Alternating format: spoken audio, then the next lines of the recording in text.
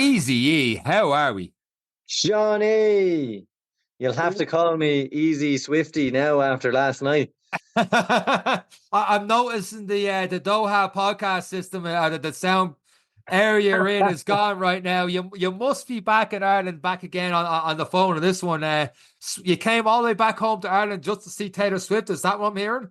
Don't tell me mother, but yeah.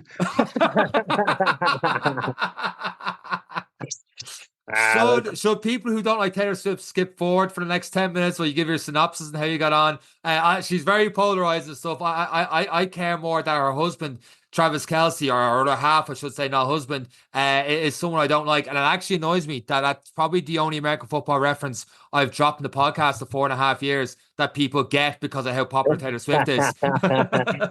Oh, look, I have to say, love me, hate me, do whatever. Oh, what a show. What a show. I've been in the Aviva for a lot of sporting events, and even a concert, I have never heard a crowd so loud. Like, the atmosphere was amazing. And it was a show. Like, I went there as a supportive Swiftie, but it was I was surprised. I knew every song. I was so surprised. And she performed for 3.5 hours. Like, you also went to the Aviva for all the Irish games. So, like, there wasn't much going on with the Irish football team until, like, since 2002. So, I'm not buying that was the best thing since there. Like, if you're comparing that to an Irish game to Steve Staunton era, like, I'm not buying it. I was in Paris for the Henry Handball. I've been in big stadiums, big matches. I've been at, like, I have to say, it was amazing. What I was more amazed of was, I obviously put it up in my story, the backlash I got for going to Taylor Swift. Yeah. People calling me sad and a loser and all. I was like, you're the one commenting on my image.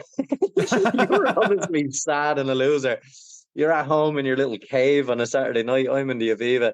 But yeah, it was, I have to say, it was good fun. I enjoyed it. I was probably one of 10 blokes at the gig, but it was phenomenal. Probably like going to be one of the highest grossing tours of all time, and just to be there and really enjoyed it. So it was good. It was a nice change of pace, and it was a good excuse to be home as well.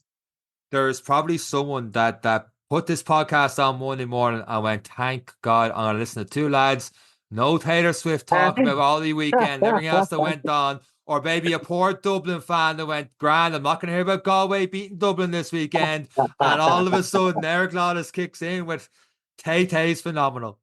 Yeah, no, thoroughly enjoyed it. What a show. And it was really good. Love her or hate her, I don't care. I had a great show. I wouldn't have said I was a big fan or a stellar fan. I was just so surprised with how much I actually was able to tap my feet to going, I recognize this song. I was starting to get a bit worried as the 3 hours ticked on. So yeah, no, it was a really, really good night. Yeah, and it's nice to be back. It was nice to be back. I was freezing. I was absolutely freezing, but it was a good excuse to come back. And yeah, it's mad to see how divided people is. I suppose it's the same, like, Taylor talking about Taylor Swift now is the same as us marathon runners talking about doing a marathon. Everyone hates us anyway, so I don't really mind putting up an old Taylor Swift. Jealousy doesn't suit a lot of people, but there was a lot of jealous people out there. Well, marathon talk is pretty much what this episode's about. But before we get into that, I want you talked about impressive. What impressed me was I got an email there just before we started hitting record button the podcast from Gary Hughes. For those who don't know, Gary and Martin, his father, who did the Mizzen to Mallonhead cycle a couple of weeks ago, he just messaged to say how he got on. And he just said, just to let you know, our events went very well. They did it in 22 hours, 31 minutes in total. Everything went so well, we had to make some of the later stops a little longer to give family, etc., enough time to drive up to Donegal to be at the finish. A magic weekend, and all the training paid off. He also mentioned in that he's doing a Mondello 24 next year. So, build a bus to Gary and Martin and that one. I was looking at the Strava. They did 593 kilometers, and their moving time was 19 hours, 24 minutes with an average pace of 30 kilometers.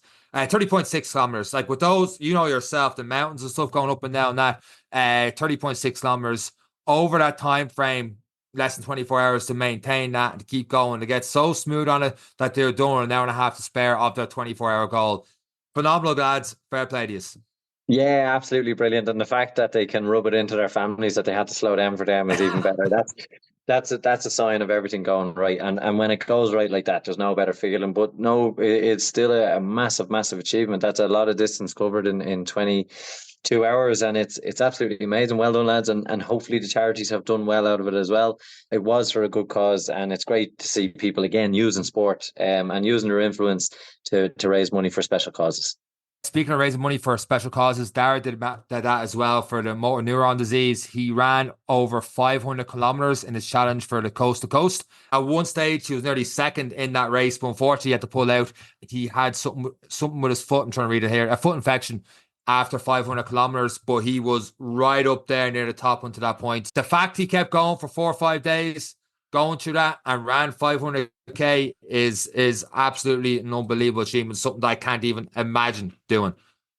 Yeah, it's like 500 kilometers, like just running for days, like literally running for days. It's the closest thing to Forrest Gump we can even imagine. His stories were phenomenal. I don't know if people saw it. It's like the stories of like just first thing in the morning, there's him and PJ going through sunrise and stuff, straight through to 9, 10 o'clock in the evening, keeping us updated and all the rest. Couple of hours sleep and then getting back up and going again. So all you're doing is literally sleeping, eating, running, repeat. That's all you're doing. Just constantly for 4 or 5 days, and to get over 500 kilometers, absolutely incredible achievement. Yeah, incredible. And he'd be disappointed. So I've no doubt there's probably going to be an itch that needs to be scratched. And Dara might kill me for putting it out there, but he'll probably try it again. He's a man that loves to at least see a finish line. So I've no doubt he'll be back. But again, a special cause, an absolutely fantastic achievement in endurance, and always impresses us. And a guy who only started running in COVID as well. So it's absolutely amazing. Well, if you're inspired with those stories, some of you listening might be signed up to the Dublin Marathon this year. So what we did was during the week, we put up a couple of question boxes up on our Instagram page about tips and then any questions you have for the podcast. So as soon as we hit the intro music, we're getting straight into that on this week's episode of the Any Given Run Day podcast. Let's go.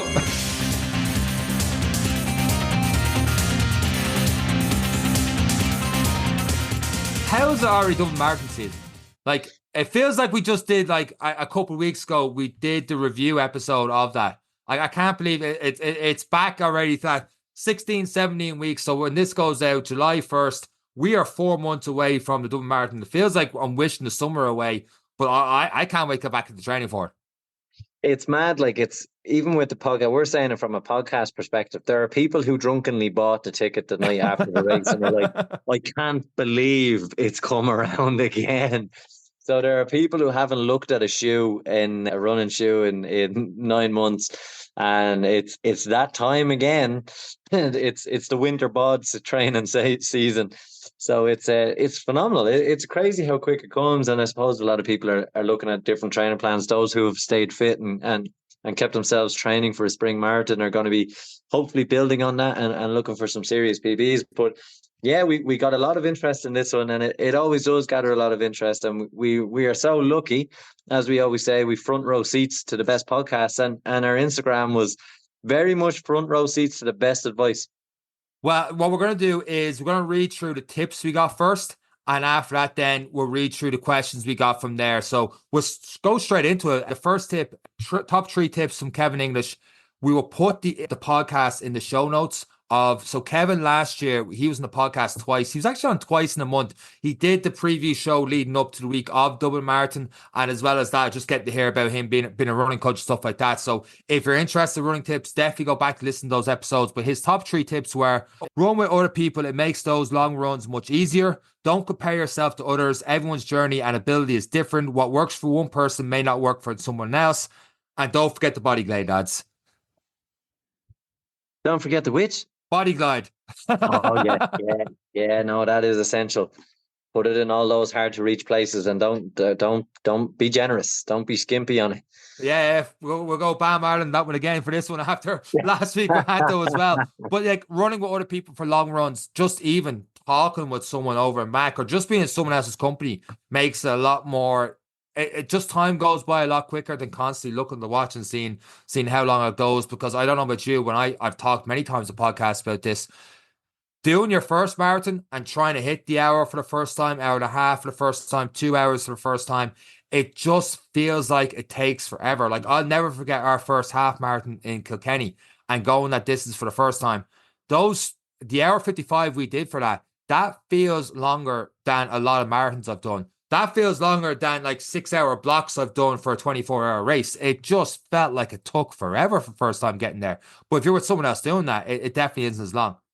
Yeah, and what you can do is usually when you're doing it with someone else, it's shared experience. And that's what this is, and that's what we try to do with this podcast is share experiences. You know, if you're running with someone who's done it before, they can give you the head start and the knowledge or the mistakes you don't want to make. And they, just relax and settle and your heart rate's doing this. Okay, but that's okay. We're only starting the training block. You know, when we went doing those races, Sean, that was our first, Yeah. everything was our first. And it was like, oh my God, this is torture. This is horrible. What are we supposed to do? What do I eat? Goes, do I pick up this Mars bar? Do I not? Like we were making every mistake there was possible. And like it is nice to run with someone because when you're sharing that pain, someone is going to go through it quicker than the other and they'll recover and then the other person will go through it. So it is kind of nice. And what I like to say is as well, it might actually be you that's helping someone else around and you'll get what I like to call leader's legs, that you kind Yeah. of forget about your own pain because you're being strong for the other person and they don't want to let you down. And all of a sudden you're clicking through the kilometers. So it can be great to have someone and for accountability as well, running with someone when you say I'll be there at 6 a.m. in the park on Saturday morning, there's someone waiting on you, and it works. It does work. If you're only waiting on yourself, you're not going till 11. And Yeah. that Even is this true. morning, I was supposed to run with someone and they couldn't make it. They were injured. And I was like, I might run a little bit later. And then Neve's like, well, let's go down and pick up this for the house down here. And then we might do a little bit for the house. Next thing I knew, I was doing 3, 4 hours of work towards the house and I'm eating food and all of a sudden recording the podcast. I haven't got my Sunday run in yet. But if I was running with someone, I was like, actually, I made plans to run with someone. I'm going to get this in first. I'll get back to you and then we'll do this because this is the specific time I have to run. But when I'm like, I'm running my own schedule, it's like, I'll do a little bit later. I'll do a little bit later. And next thing you know, it's like 7:30 in the evening and I haven't got that long run on the Sunday in just yet. So running with someone or a running club or something like that, where you're accountable to not just yourself, but the other people is definitely going to help you get out there more. Yeah, Um, 100%. Moving on. So Bobby Burns sent in a good few marathon tips as well, which I definitely agree with. One was don't look at the watch crossing the finish line, smile for the cameras, because especially with Dublin Marathon, there's definitely a lot of marathon pictures there. Don't bust the gut trying to get around people in the first 5K. Take it easy, conserve energy, and it'll pay dividends in the last 10K. I remember our first one, that's what you said to me coming up the hill towards Christ Church Cathedral, was just slow it down a bit because it is uphill for that first 5K in through to Sony Barrett. Yeah, with the Dublin Marathon, the first 8 kilometers, first 10 kilometers, you're trending up, all the way to the Phoenix Park and back down, and then you'll climb out of Chapel Lizard. So you have a lot of uphill all the way into Castleknock to the top of the park. You are climbing. Once you hit that river, you're climbing. So that's my advice: is just settle. Like if anything, you want to just keep the heart rate as low as possible in the early stages. Let the crazies get out in front of you. People who are doing their first marathon are going out like Usain Bolt. Let them. Just find a pace that's about 10, 15 seconds below. Like, don't panic if you're 10, 15 seconds below across the first K. Just 42 more to go. You Mm. know, you can pick that up. When you're running downhill through the park, you'll be 10, 15 seconds quicker over a kilometer because you're running downhill. You could stop running and you'll still make it down the hill 10 to 15 seconds quicker. So don't panic, relax. The important thing is to control that adrenaline off the start line. Let the crowds is so fun. There's so many people running with you. You've trained on your own, you've ran with one person, you're now running with 20,000 people in your wave. You're going to be surrounded by people and you should be in the right pacing group for you. So just be conscious of that and keep an eye out for the balloons. And I always like to kind of start in front of the balloon and let the balloon kind of catch me and just sit in front of them. I don't like to be in the bullpen, if that makes sense. I like to just be in front of them. So eventually later on in the race, a lot of those crowds drop off as you get through the half marathon part and you can nicely slot in with the group then. So little tricks like that will help, but just relax in Yeah. the start and enjoy that feeling. because your heart rate will be spiking. You'll be buzzed. It's so much fun. But don't worry about passing people out. Don't worry about, I have to go on the footpath here. Just try and take the shortest route. Don't put extra miles in. Take the shortest route. Easy breezy past people when you can. Once you get into the park, it opens up, and then you can start to position yourself and get your pace and settle. But yeah, it's a long race. It is a long race. His last 2 tips was, if you see someone you know, don't cut across everyone, just make a beeline towards that person because other people are running alongside you. That's fair enough. That has happened to me before, and yourself as well. And the last one I truly appreciate, don't go home without heading to the pub for a scoop of the boys post-race. It's all about scoops afterwards. We do not promote drinking little.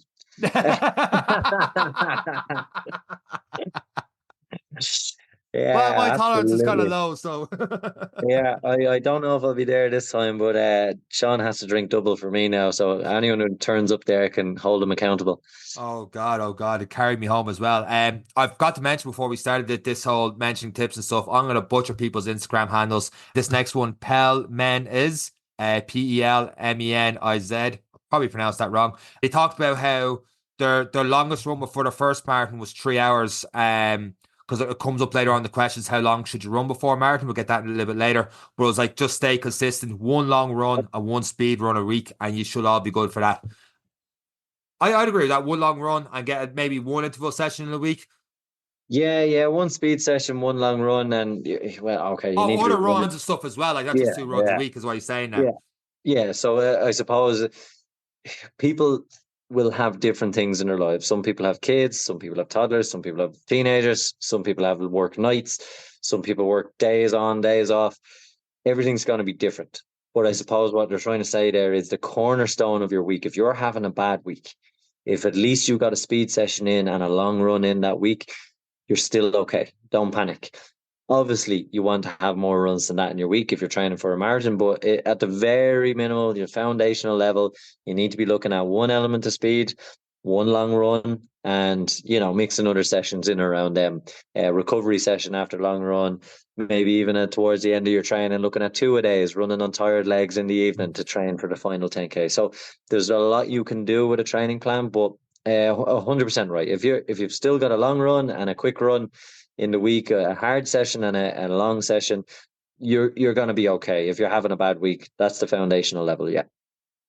Skipping ahead the tips here, I'm afraid I won't get everyone's in now. Just coinciding with that, we had a tip from Lano80s, and that was, don't chase missing miles or runs missed. I think in a marathon plan over 16, 18 weeks, whatever it is, you're not hitting every week. You're not hitting every single session, and that's okay.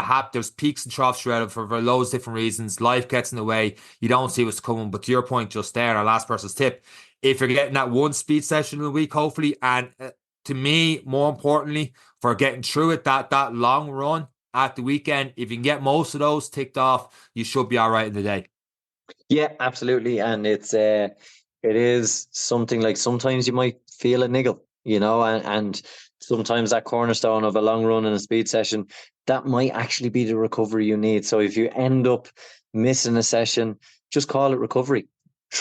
Recovery is part of your training.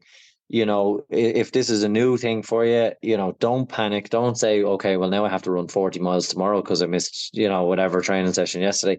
It's not like that. In actual fact, over a long period of training, a sneaky recovery day that you didn't expect could actually benefit you.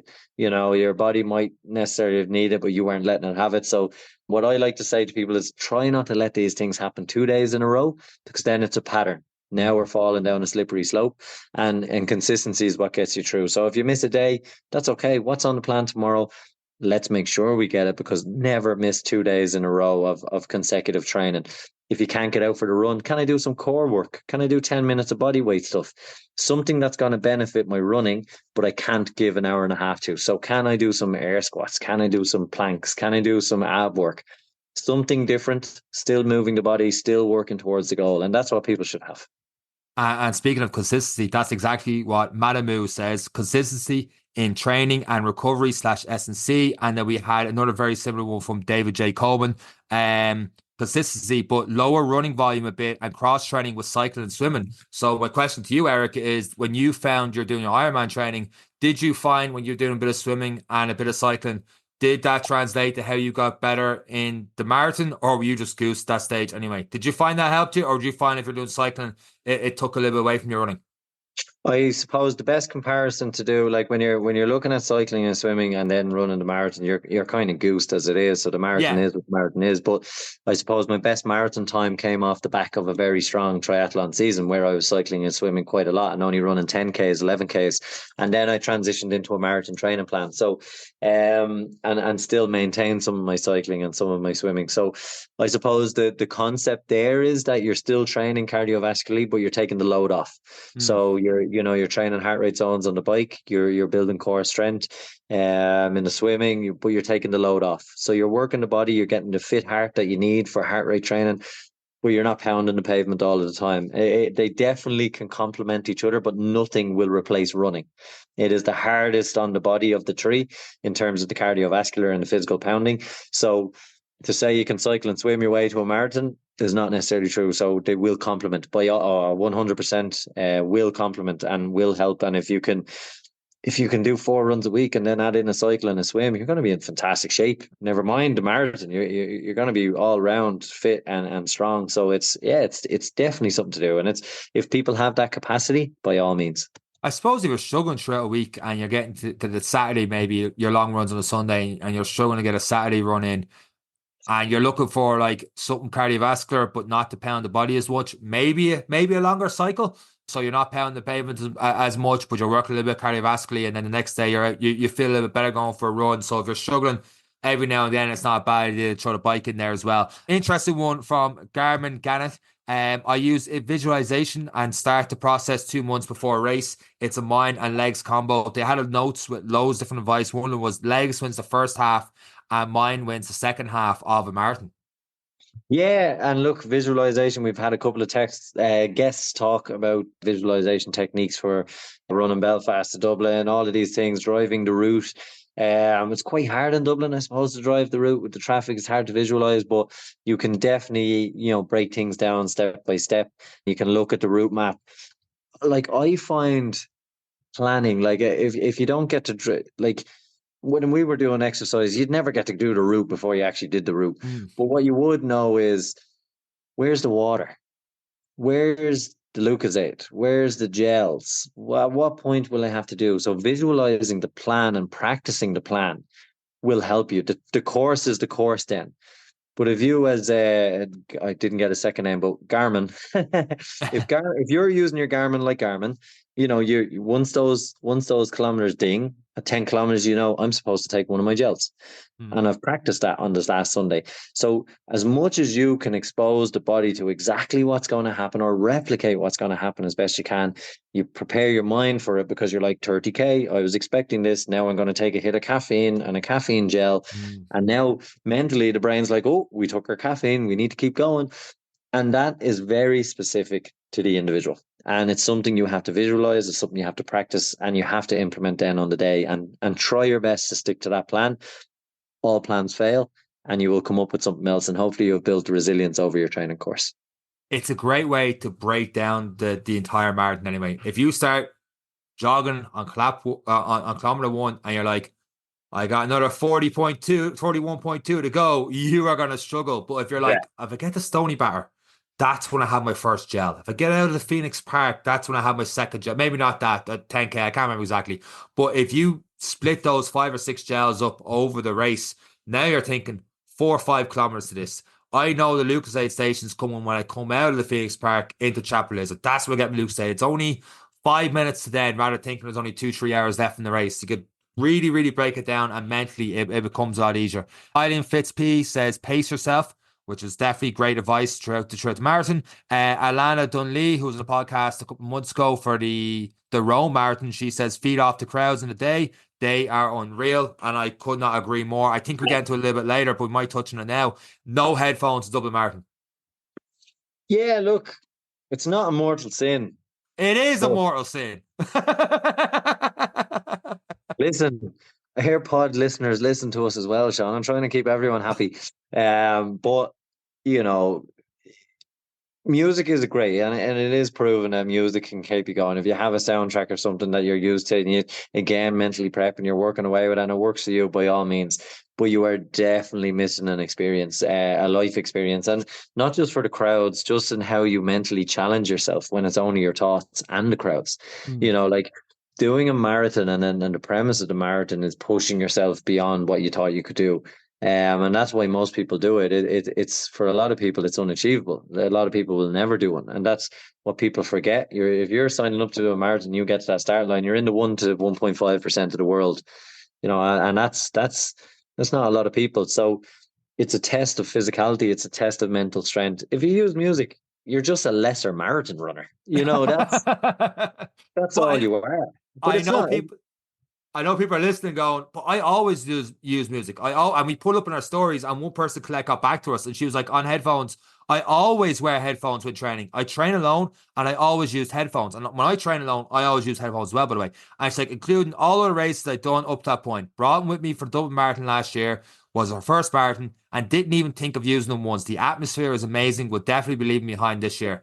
It carries you. I mean, I don't like I love Rocky music more than anybody, but Gonna Fly Now does not hit the same as having all those people cheering you on during that last stretch of a race. It just hits differently.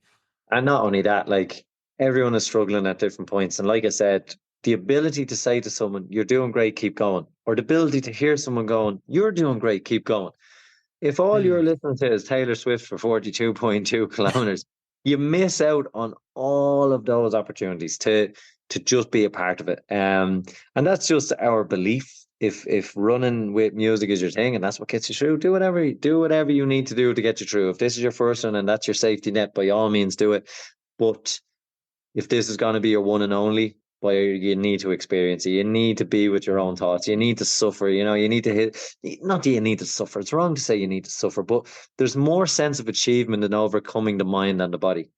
That because the music is a distractor, but find You're in. distractions in the crowd. Yeah, find distractions in the people around you, and be a part of that. I actually think you're not allowed to wear headphones in races. You're right there. They strongly discourage it and they say it, they catch it and stuff like that. Yeah, But I don't know. I've never heard someone disqualified for it. But at the same time, I never heard someone disqualified from doing the double marathon last year. They changed number for the half marathon, and that yeah, happened last year. So we're not yeah. saying you get away with But it by any stretch. it's simple things. My last marathon, I remember going in to get some water and someone was in the way and I was just like, excuse me, I'm just going to pass behind you. And they just couldn't hear me. And I wanted to bounce the water off their head. So there's common things there where you just have to have your awareness. You're surrounded by, at any time, there's about 1,000 runners within 100 meters of you, so hearing things, listening to things, looking out for things, watch out, there's a ramp here, not that you have eyes, but you're taking away one of your senses, Yeah, and it is an important one on the day, and it's just so good. It's so yeah. good hearing kids trying to hand you an orange and going, "You're doing great," like it's just great. It's just so good. It's like having do you ever see that meme where the little mini car is like Lightning McQueen? If that's gone over people's head, but that's what it's like for me when you see your supporters and stuff. So don't miss that opportunity. Our last three tips come from FHS Performance. One of them was practice nutrition strategies early on in and pre-marathon fueling should be practiced in long runs. Yeah, Gotta don't agree get with sick that. on the day. Summed up Like right if there. if people Uh, want, what that really means is too much sugar, too much caffeine, you're not used to, you're gonna shit yourself. And you mightn't we've like seen these it. gels. We have seen it. Yeah, cold browns, several cold browns, but it's look, just practice. And it can get expensive. Decathlon have really cheap ones. They're really sugary, they're really this. There's Morton gels. I found Morton gels really easy on my stomach, and I didn't really feel like I was after eating 10 tons of sugar. So, but they are pricey, so it can be expensive when you're going Hmm. into this practicing route. And then some people just like natural food. Some people like eating figs. Figs is like a banana. If you don't like bananas, eat figs. If you don't like figs, try banana. Soft foods that can keep you going, get your potassiums in through a natural source, all of that kind of stuff.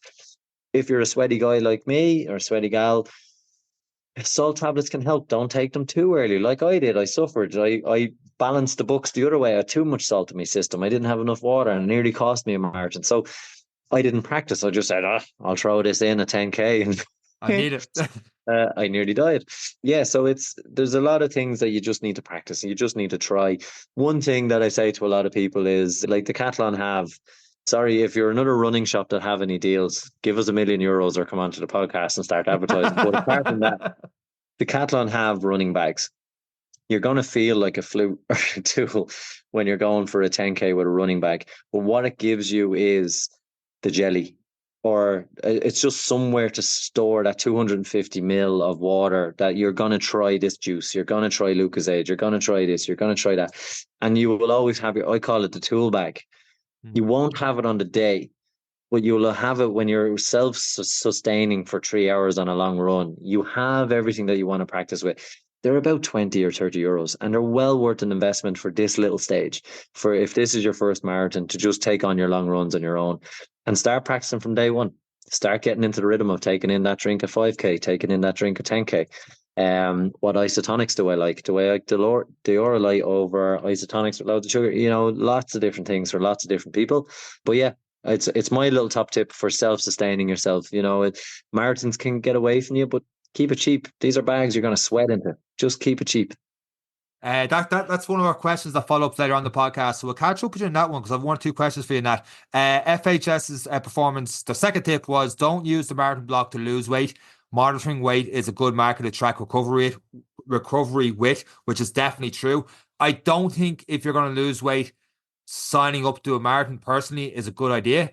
I think there's definitely other ways to do it. I wouldn't use that as your primary goal because like if you're trying to lose weight and then you can't really judge it by the more kilometers you run, because I don't know about you, but when I do a long run, I come back, like I'm in desperate need for a feed. I just don't think long running is good for that. I mean, if you have your own goals for a marathon, I see where they're coming from. I also think that if you do run a lot for a long run, I can see you don't totally agree with this, which is cool.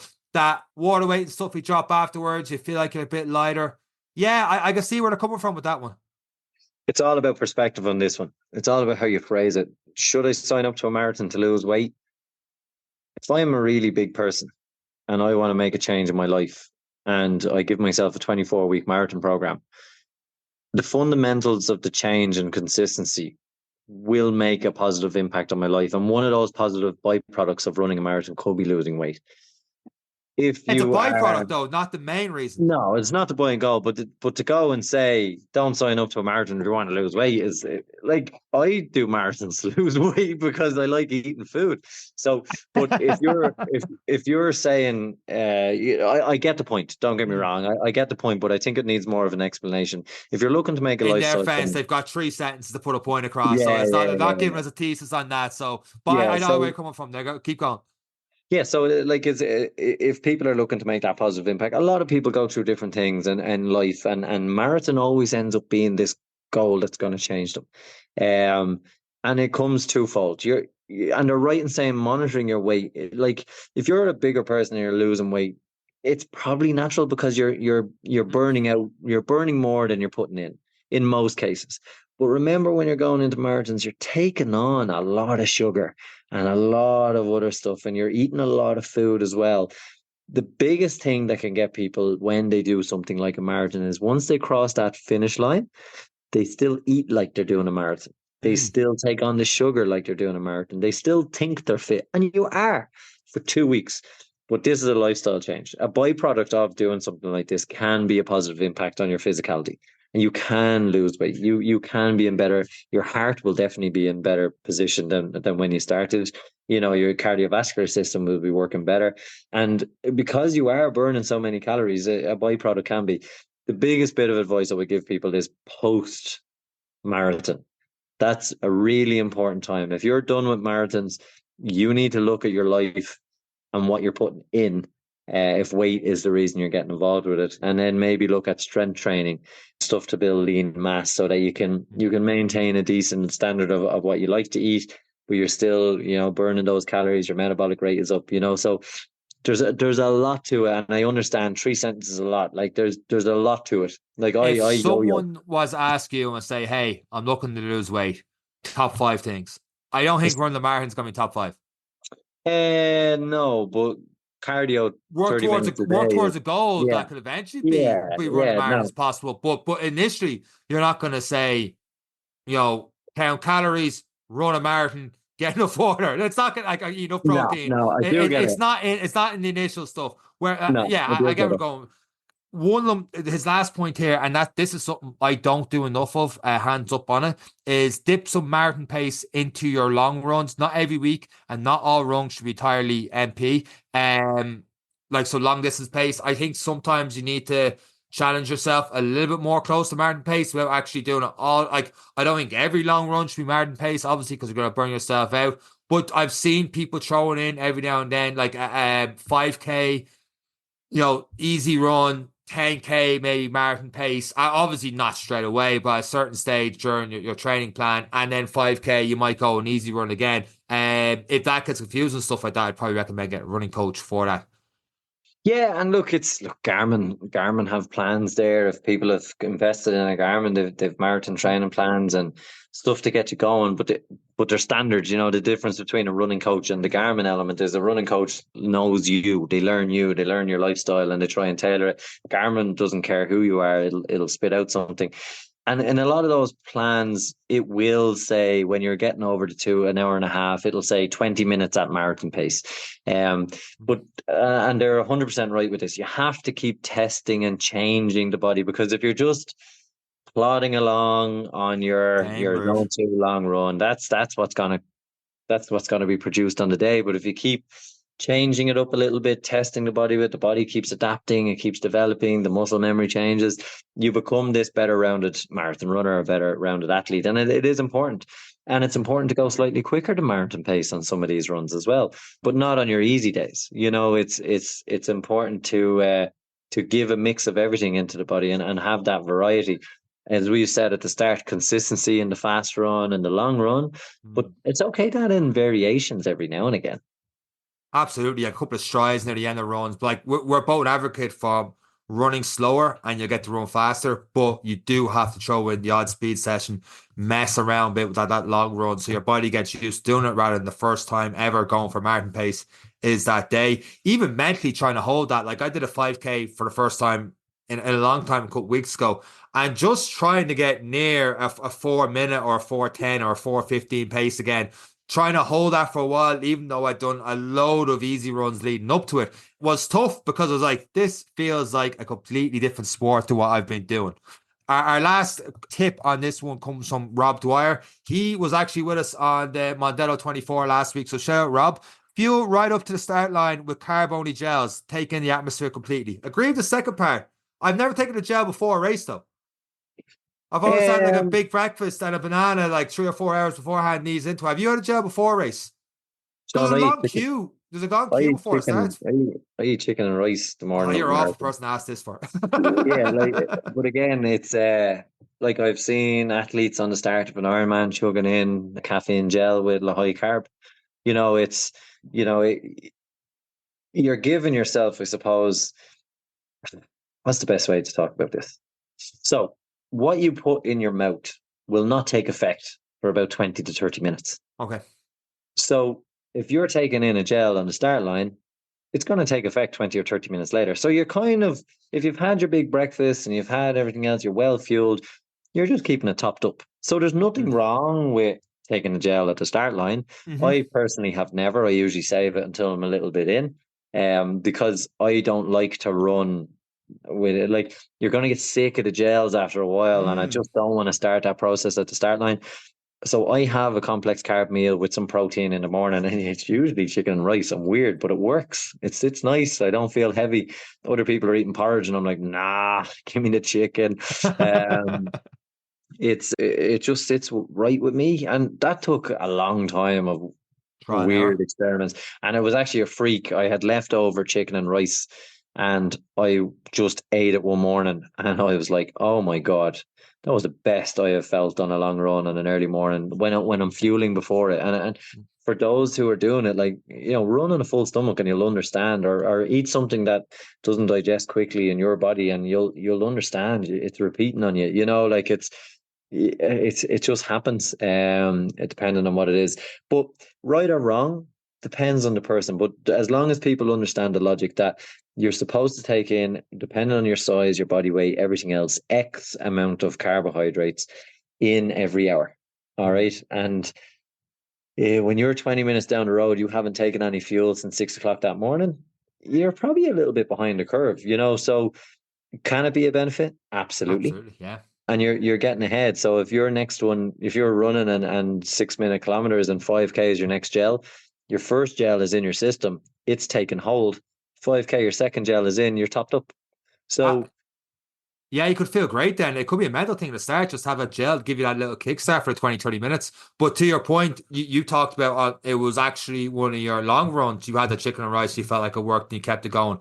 I think what you're doing in the 16, 17 weeks leading up to the marathon on those long runs on a Saturday, Sunday, whenever you do it, don't change that on marathon day. Don't, if yeah, you're in the expo and you hear, oh man, you should have a liter and a half of beetroot juice before the race, and then you listen to this podcast the day before and you go, chicken on rice, straight down to the Chinese I go and get a big chicken or rice portion. They'll do it quick for me and have that the morning of the race, and then all of a sudden you're feeling bloated. You're like, well, Eric Lawless felt great. Why don't I feel great? It's because he practiced it and it worked for him. It goes right back to the first tip that Kevin English had. What works for you may not necessarily work for someone else. So it is a lot of trial and error there. yeah. And look, as long as people remember what it is they're trying to achieve, like, we could spend hours talking about carb loading and the science behind it and this, that, but as long as you're keeping the jet fueled. So if you're telling yourself anything over is fuel the jet, that's it. Just keep it fueled and whatever works for you. A lot of people hit the wall because they don't fuel the jet. They either they're not fit enough. One, that is one. Their heart rate pretty much, they meet the wall because they've run out of energy. And the other, for those who are controlling their heart rate, they don't fuel right. So, if you've trained and you're consistent and you fuel, you should have a good day.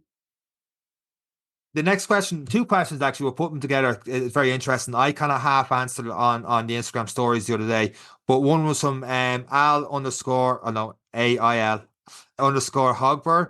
How to keep your head in the game every time I lose it. And then we had another one through DM say, how do I cope with a slow run? So she ran, I think, 3:30 one year and it was 3:40 the next year. And she knew with her training and stuff was going to be a 3:50. I talked about how my last Dublin Marathon, I knew it was going to be slower. And it ended up being 40 minutes slower. And my head wasn't in the game before it started. And then once I crossed the starting line, and I was late starting it because I was like, last minute, I'll stick with wave one. I was in the toilet as the fucking thing went off, and I got a great picture for coming out of wave one because it was 3 minutes after everyone else went off. But like as soon as it started, I was like, oh, this is the Dublin Marathon. This is a big deal. And I never thought of it, even though I'd ran 4 or 5 before. I was like, it's just another marathon. I got this, this, and this on. But once you're running it and you're in the crowds, you're like, oh my God, I'm running the marathon. And it was a big deal for me. For you, you've had different marathon runs because I know when you got your 3:35, you weren't you actually very similar to me. It could have been your next year or the year after. You knew you weren't going to do as good of a time, and you were worried about not getting it. You're worried about doing it, and you end up doing sub 4 anyway. I was very annoyed with you because you did it in 4 weeks training. Like, how was your mental approach to that, and what would you have changed?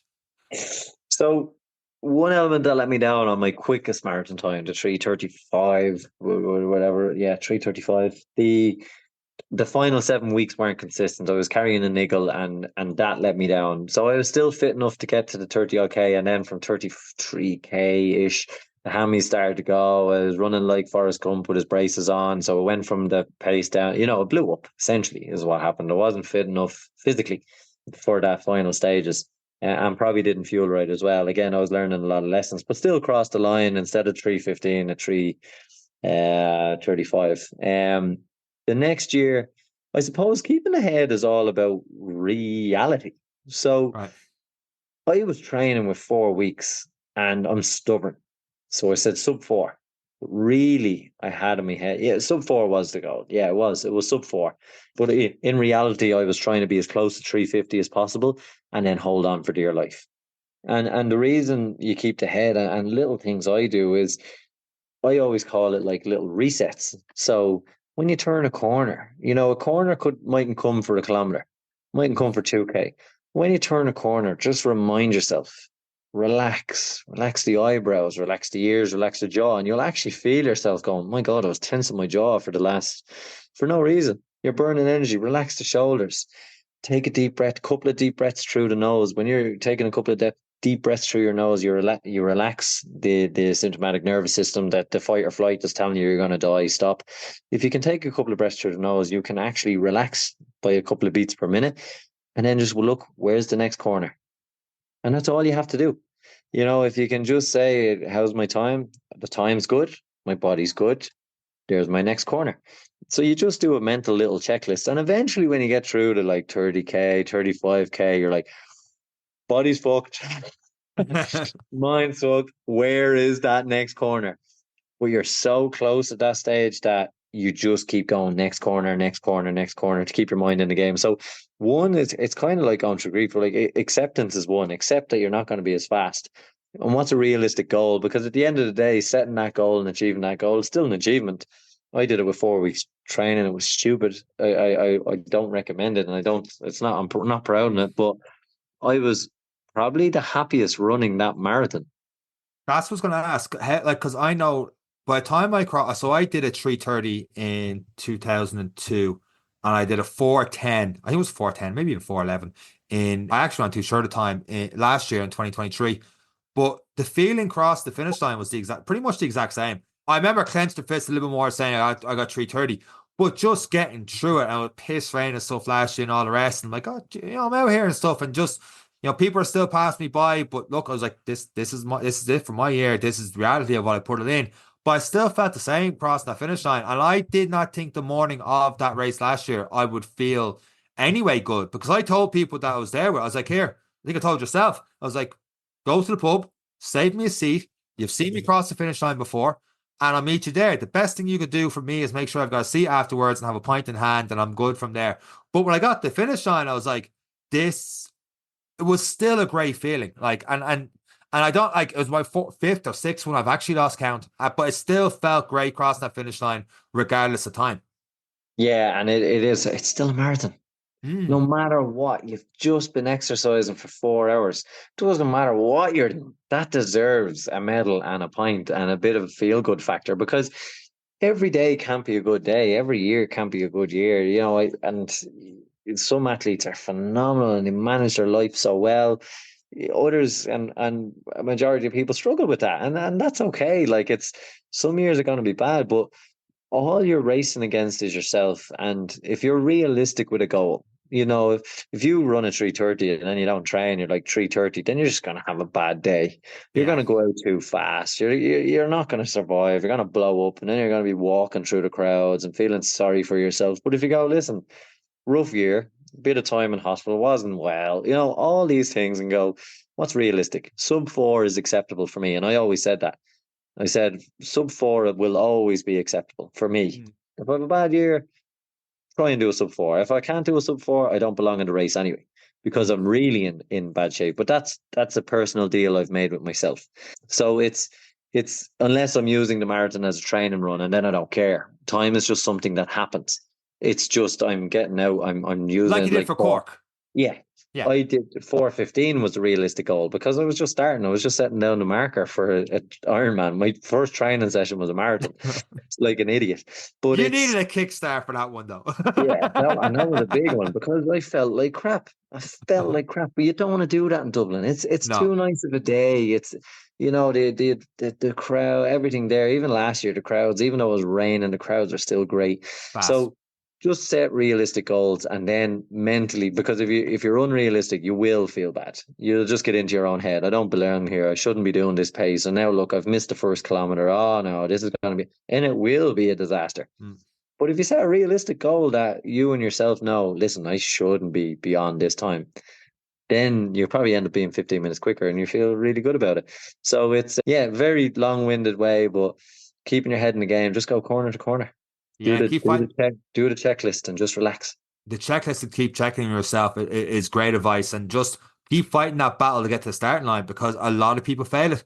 And like, unlike most marathons, the people that start the race was it 16,000 last year, or 20,000 or something like that, 22,500, like just such a big percentage. I know someone's genuine injury, but a lot of people just go, no, can't do it. Just keep fighting that positive battle. The next one, interesting question from Miley M121, first timer. What's the longest run you'd recommend? Is 32 long enough? And then we had Owen McCarthy comments about that, saying 3/4 marathon, don't do the 3/4 marathon as prep. It always leads to injury. We had David J. Coleman talk about how 32 kilometers is his longest run he does, and then taper afterwards.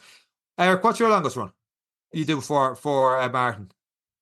Pick a Because I don't think time. I've hit 35. Pick a time. Kilometers are just happening. Like if it depends on everything. It depends on the pace you're doing.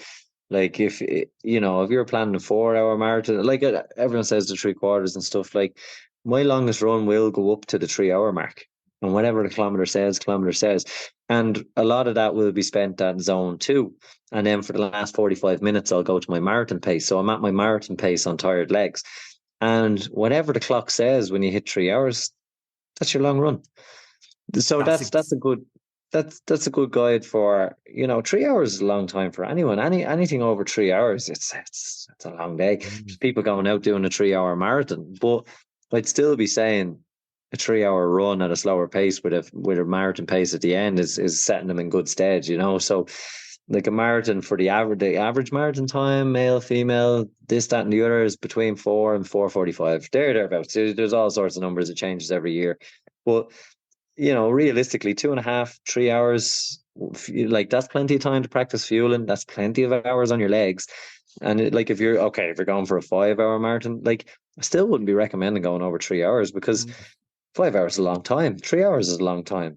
Just because you ran 4 hours doesn't mean your 5 hours is going to be any better. But I'd be looking at time. Let time be the dictator. Don't let kilometers be the dictator, because you're 32, Sean, and my 32, there could be an hour in the difference. So yeah, no, I totally agree with you. I haven't hit 35 because, to your point, after 3 hours or so, I'm a slow run, easy run. Even if I was to throw in a marathon pace in that, I'm not hitting anywhere near 35 kilometers in 3 hours. And then there's a return on investment of that one. Like yourself, when you run after a certain amount of time, you're not running for the next couple of days afterwards. You got to think about the next training session. It's all right to leave it all out in the road when you're doing the marathon itself, because you're not going to be running for a couple of weeks afterwards, or you're definitely not going to be racing for a couple of weeks afterwards. So you can empty the tank. You don't we differ a little bit in this one. I don't worry too much about heart rate, especially in the last 5-10 kilometers. I worry about how I'm feeling throughout the whole thing. So I know my heart rate goes naturally higher when I'm racing or running compared to anything else. But if I'm just out on the road after 3 hours, I'm done. I'm just breaking my body down further and further, and I don't feel the benefit of it. And for me to recover, I'd probably have to do nothing for 2-3 weeks, and then I get to the marathon and I haven't ran in 3 weeks. I know you taper down and do a little runs here and there, but I would have done nothing if I ran 3.5, 4 hours, whatever it may be, to get that 35-kilometer in. I think 3 hours is a nice limit. Everyone's different in that and how they feel, and when they do it 3 weeks out or 2 weeks out or even 4 weeks out for some people. I wouldn't do a week out personally, but some people do. Yeah, and I think time is the winning factor, because for some people it'll be the first time they've ran for 3 hours consistently, and it's a long, whether you're doing a 5 hour, 4 hour, 3.5 hour, like 3 hours, varying the paces, not, you don't want to be bursting it either. You're not setting a record. It's just time. That's all you want to happen, is just time. And whatever the distance is, it is.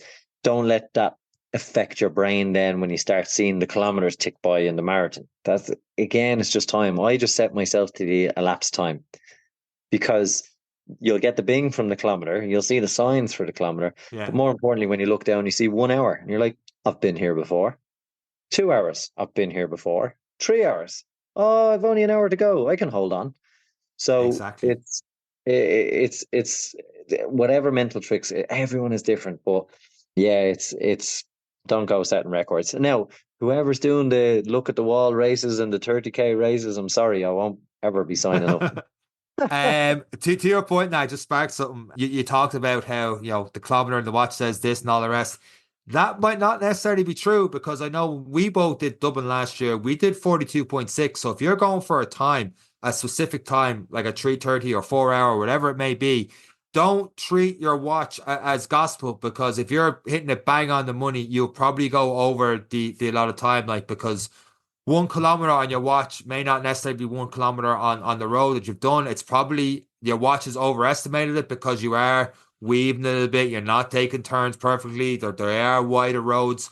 I don't think I've ever gone under 42.2, but I've done like 42.6, 0.7, 0.8 in marathon runs. And most people do, especially in Dublin. So if you are going for a specific time, keep that in mind anyway. When trust the signs you see more so than the watch. So if you see 40, you see 26 kilometers in your watch, and then you don't hit 26 kilometers for another, 30, 40 seconds of running, the one in the road's probably a lot more accurate than what your watch is. Yeah, look, use the bings and take 5 seconds. 5 seconds can be a lot if you're redlining it, and but if you're giving yourself a buffer of 5 seconds or so, like if I need to be at kilometer 2 at 10 minutes, and you're at kilometer 2 at 9:55, you're in a good spot. You're trending quicker than what it is. It doesn't have to be massively beyond it. And then to give out wristbands and stuff, pacing wristbands, they're actually quite good because they can help you kind of know where you are in the race. The key points is 10K, half marathon, the key places, because you'll have done your route imagination. At 18 kilometers, there's a Lucasade spot. So what time should I be there at? Like little checkpoints. So when you look at your watch and go, I'm at the Lucasade spot and I've 5 minutes to spare, we're in a good place. And there's a mental check-in, keeping the head, and it's all in. You know exactly what time you need to be at certain places at. Other people used it in different ways. They tell their spouse or better half to, or whoever, family members or grannies, I'm going to be in Castleknock at 9:05, or because they know I'll turn that corner if I stick to my paces and I have my elapsed time going. I should be turning that corner. They get there at 9:03. They're like, I've 2 minutes in the bank. I'm doing okay. I'm feeling good.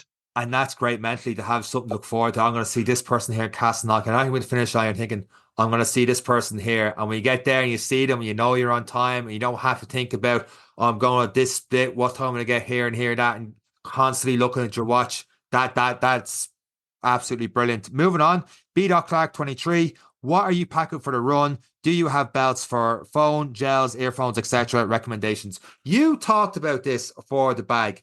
Correct me if I'm wrong, because I remember you, him, and Han, even the podcast, you were going to wear a hydration pack one year for the marathon, and you changed your mind the last minute. Am I right in saying that?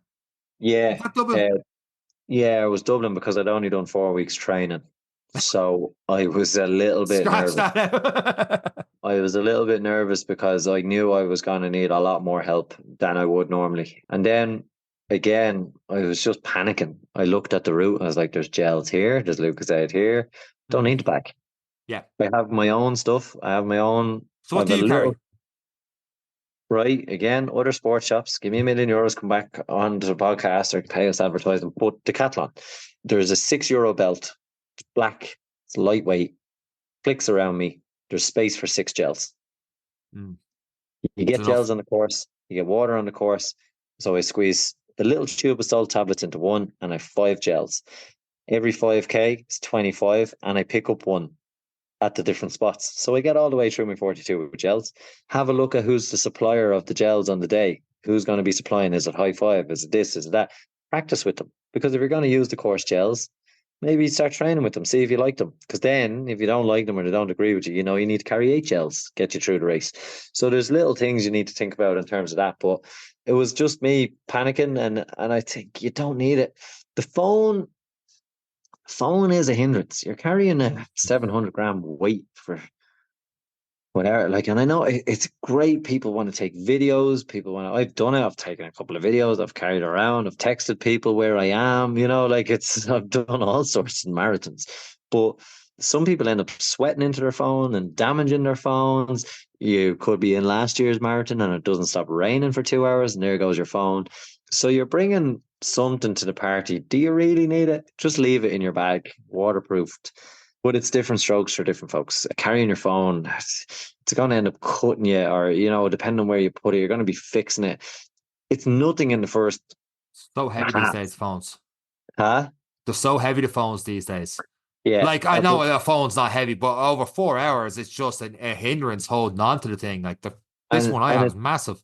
It's fine in the first half. Come 30K, you want to bounce it off the road. You're just fed up with everything. You don't even want to carry a gel. Yeah, I try not to carry holding a gel, and your hands are all slippy and slidey and all the rest, and you're carrying the phone. What I say is just have a meeting point with someone afterwards, or remember one person's phone number. So like I got stuck the year that the 3.5 at the end of it. I was like, I somehow missed Neve, and then one person, I got their phone, take a picture. I was like, any chance I could, and I was so tired I couldn't even finish the sentence, just took the phone off me and walked away. And only a guy beside me was like, you needed the phone, didn't you? I was like, please. And I was like, Neve's number, is it this? I was like, please pick up. And I ended up her number, but just have a meeting point with someone afterwards, or have your phone in the bag drop at the end. I wouldn't recommend wearing the phone, having the phone at all. I use 6 gels throughout every 30 minutes or so. I find the Connecticut, they don't sponsor us, but I would be stealing Eric's gimmick if I said €1,000,000 again on the podcast, so I'm not going to say that. But I find they're very watery, so they worked well for me. A lot of people have been on this podcast before recommend the Morton ones. Trial and error, see what works, see what doesn't. They are dear though. It's €2 gel for the Connecticut ones in the shop. It's expensive to be using it. I don't use them anymore in training because I know it works for me on race day, but I would not be like to use them for the first time on a race day without using them before.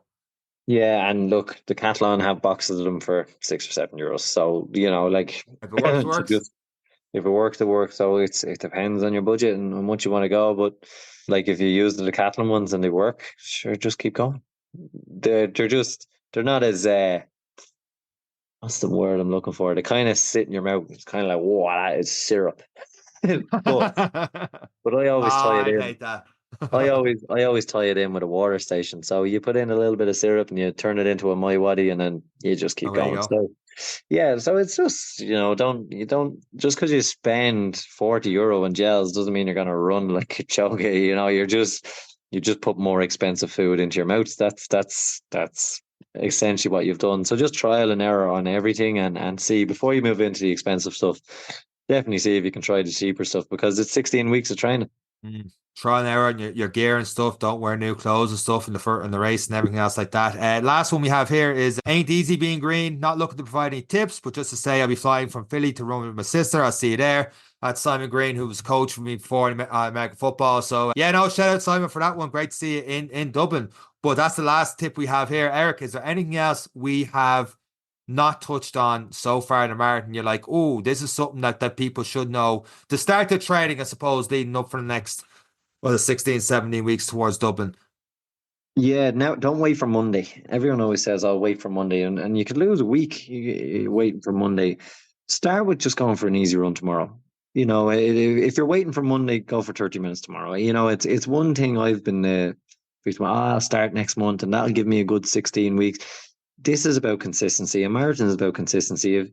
Okay, there is 16 weeks to the marathon, so you all better be running at this stage. Do not do a me on it, but keep running. To get started, it is just one foot in front of the other. It's a great time of year to get started because it is okay. Yeah, the sun's shining this evening.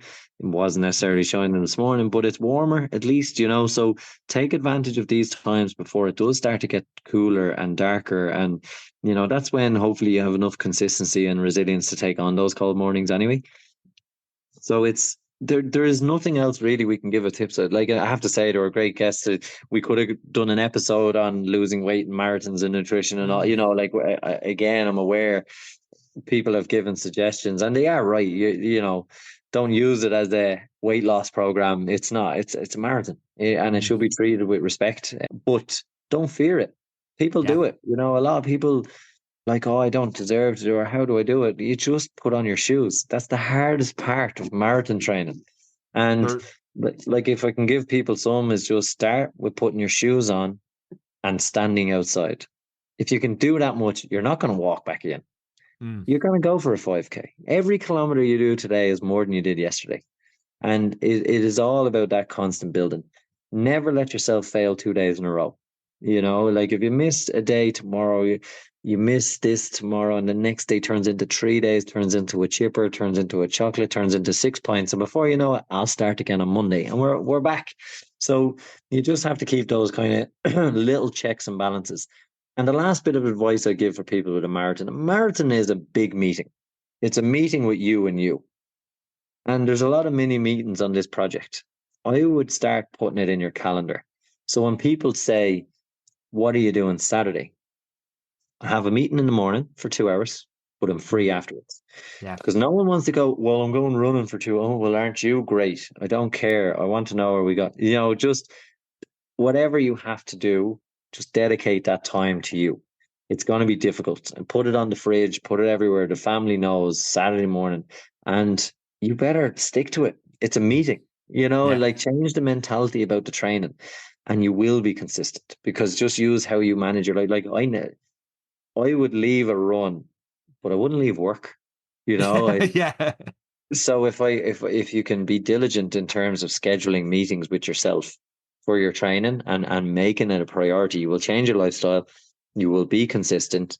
You will outdo every goal you thought you would do. You will do better than that.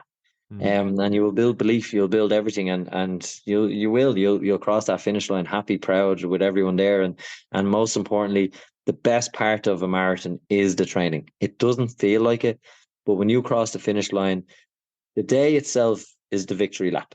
Yeah. The training is where you learn a lot about yourself.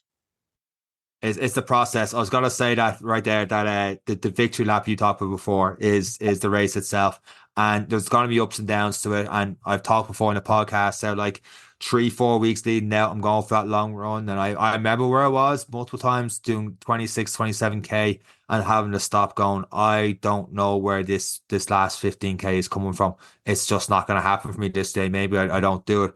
But get yourself to that starting line and you will find a way. The crowds, the energy of Dublin Marathon, trust in the process, and you'll get there. If you're confused, you no idea where to start, there's training programs online, there's Garmin, there's getting a coach, maybe going with a running club to have that extra bit of accountability. If you feel like what you said there is perfect, setting in that meeting. If you feel like you can't do that, set in that training partner so you're both accountable to each other, and keep going from there. Yeah, and enjoy it. It is. Dublin Marathons are great. It's a special time. It always will be a special time. It's not a perfect marathon. We have criticized it at times, but it is without doubt a special one. There's not many like it, and for those who have a ticket, enjoy it. Enjoy the opportunity, and give it the best that you can. It's fantastic. We're looking forward to bringing you guys some more guests over the next couple of weeks. We will hopefully impart some more knowledge onto you. But take what you know now, make your mistakes, and enjoy them. Learn from them, and hopefully we've given enough tips and tricks to at least get you to a good training program to get to a start line. Very best of luck with it. That's it for myself and Eric. Take care.